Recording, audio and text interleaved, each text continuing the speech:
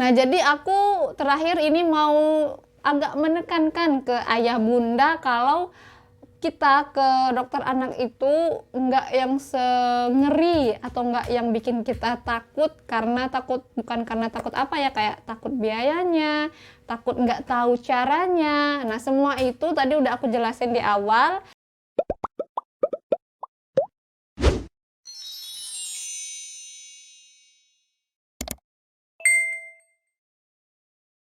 Hai semua, assalamualaikum warahmatullahi wabarakatuh. Alhamdulillah, balik lagi ke channel aku, Hera Hardianti. Nah, di video kali ini aku mau sedikit sharing, aku mau cerita-cerita ke kalian tentang pengalaman aku ke DSA.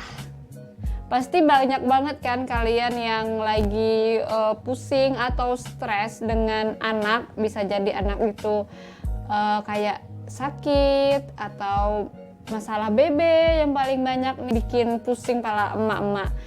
Mau ke DSA cuman banyak banget nih di kepala pertanyaannya. Aduh, gimana ya ke DSA? Biayanya mahal nggak ya? Nanti di dokter diapain ya? Atau gimana caranya kita ke DSA? Nah, aku mau cerita tentang pengalaman aku ke DSA. Aku akan cerita secara runut dan detail ke kalian. Mulai dari aku memilih DSA-nya, rumah sakitnya, dan bagaimana aku mendaftar segala macamnya itu sampai pulang, sampai pembayaran. Pokoknya kalian tonton sampai habis karena ini ceritanya akan berurutan. Nah, jadi aku mau cerita pengalaman aku ke DSA. Aku terakhir ke DSA itu kayaknya bulan lalu deh, bulan November. Jadi kenapa aku mau sharing ini ke kalian, karena menurut aku dan juga ini pengalaman aku secara pribadi, kayak mau ke DSA itu kayak maju mundur.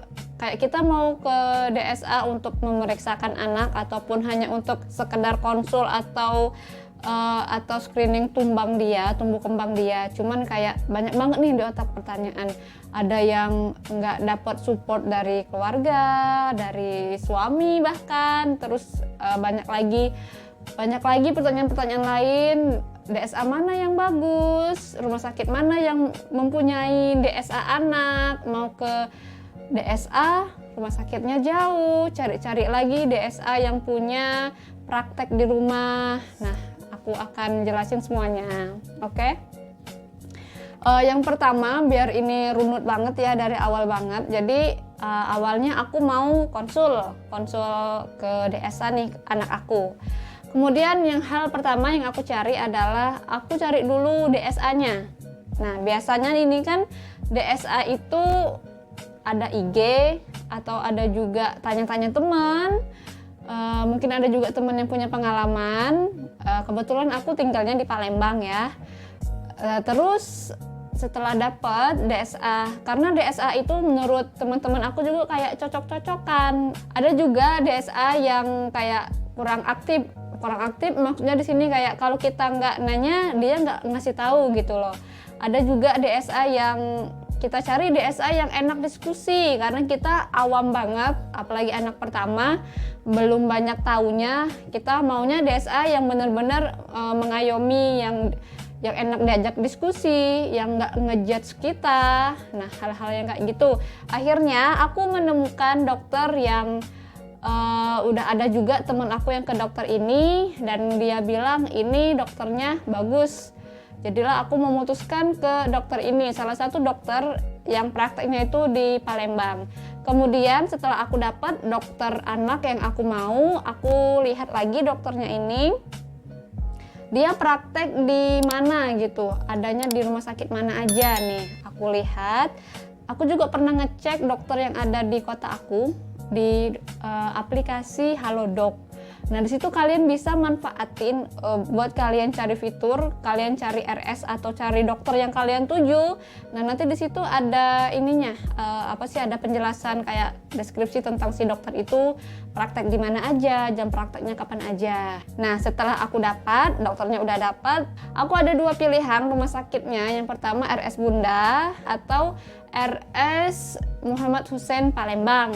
Nah, setelah aku tanya-tanya teman aku yang pernah ke dua rumah sakit ini, jadilah aku mutusin ke RSMH atau RS Muhammad Hussein itu.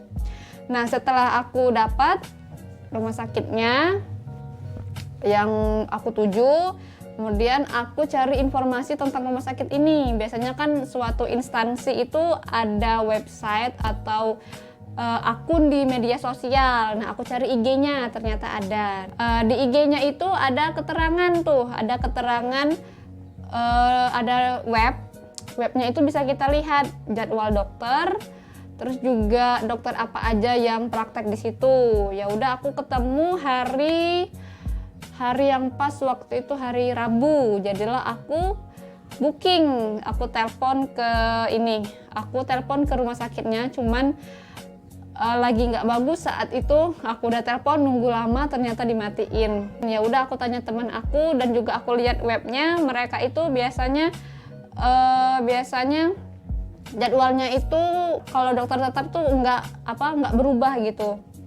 Kebetulan dokter itu hari Rabu dan Kamis. Ya udah, karena nggak bisa aku daftar secara online dan juga aku baru pertama ke situ, jadi belum ada kartu pasiennya. Ya udahlah, aku putusin berangkat secara langsung, mendaftarnya itu langsung di rumah sakitnya. Ya udah, tapi kalian ke rumah sakit itu harus tahu dulu ya jam praktek dokter itu jam berapa. Nah, kebetulan jam praktek dokter itu pagi sekitar jam 8. Jadi aku ke rumah sakitnya itu sebelum jam 8 pagi. Ya udah, pas sampai situ aku juga bingung gitu kan, ke rumah sakit itu juga baru pertama itu, mau kemana dulu gitu kan. Ya udah, ada perawat gitu kan di bawah. Aku tanyalah mau ke geraha eksekutif gitu, tempat prakteknya si dokter ini.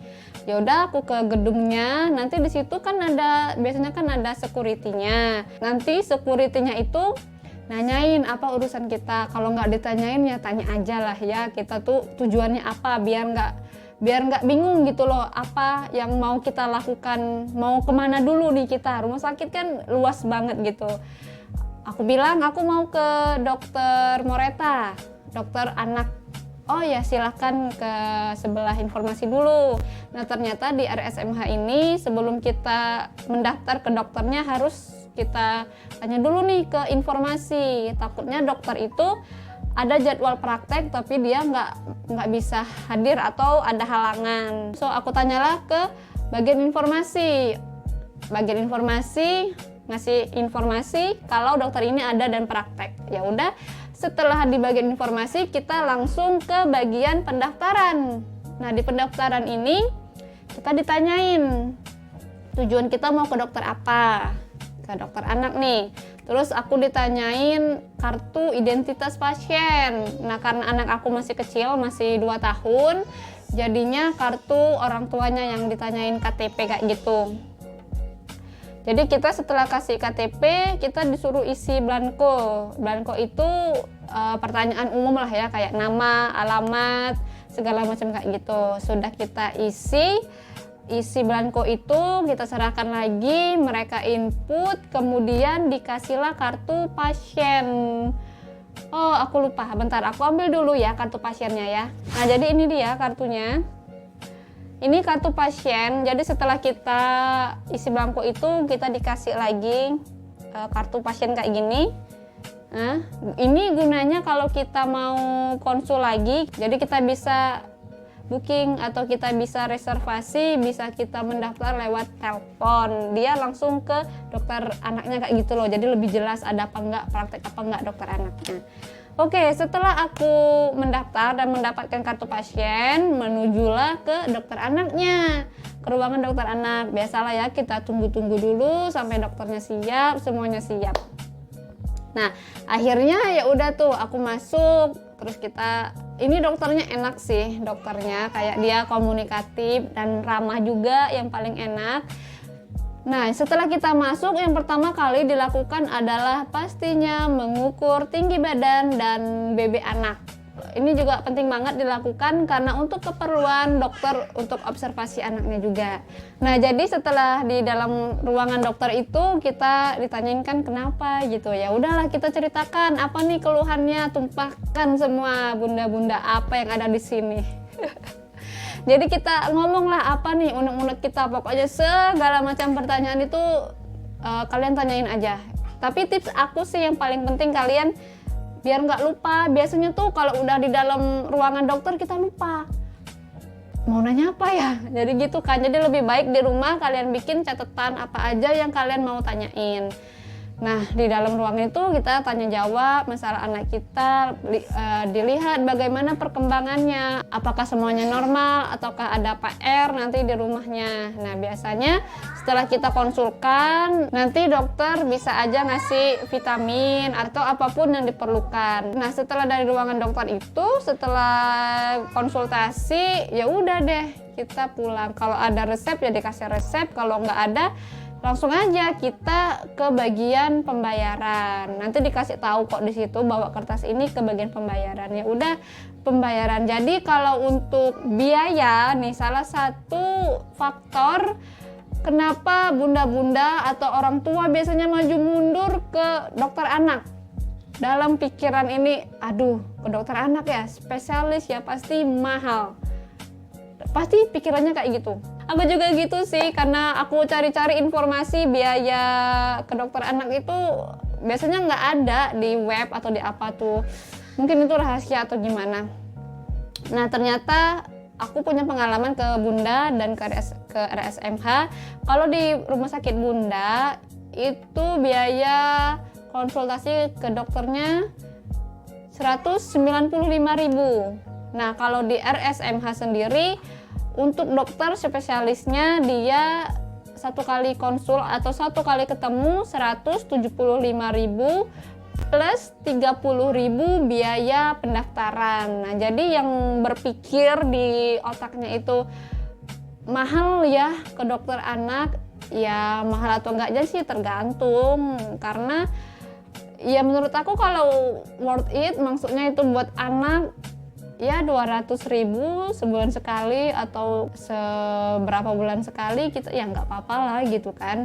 Untuk anak juga ya menurut aku kalau 200.000 standar lah sih. Nah, jadi bagi bunda-bunda semua yang mempunyai keinginan untuk mengkonsultasikan anaknya ke DSA tapi terkendala merasa nggak mampu atau merasa pasti mahal, ya itu menurut aku standar, nggak juga semahal yang dipikirkan, nggak sampai yang 500.000 sekali kontrol.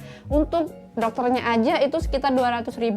Nah, kalau kita diresepkan obat atau vitamin atau segala macamnya, itu kan balik lagi ke kita nih, mau kita tebus atau enggak. Yang penting kita udah ada resepnya, kan itu nggak mesti kita tebus di apoteknya rumah sakit kan. Kalau kalian mau belinya di Shopee, di Tokopedia, ya nggak apa-apa, itu kan ada keputusan, itu ada di kita, ada di ibu dan ayahnya. Nah, jadi aku terakhir ini mau agak menekankan ke ayah bunda kalau kita ke dokter anak itu nggak yang ngeri atau nggak yang bikin kita takut, karena takut bukan karena takut apa ya, kayak takut biayanya, takut nggak tahu caranya. Nah, semua itu tadi udah aku jelasin di awal, kalian bisa pikirkan lagi nih kira-kira gimana. Nah, itu tadi dia ya pengalaman aku ke dokter anak dan juga cara memilihnya, prosedur pendaftaran sampai kita pembayaran. Nah, jadi aku please banget jangan ada lagi ibu atau ayah yang masih takut-takut memeriksakan anaknya ke dokter anak. Kalau sudah merasa insting ibu tuh kan biasanya kuat banget, ini anak aku meskipun aktif, ceria, cerdas,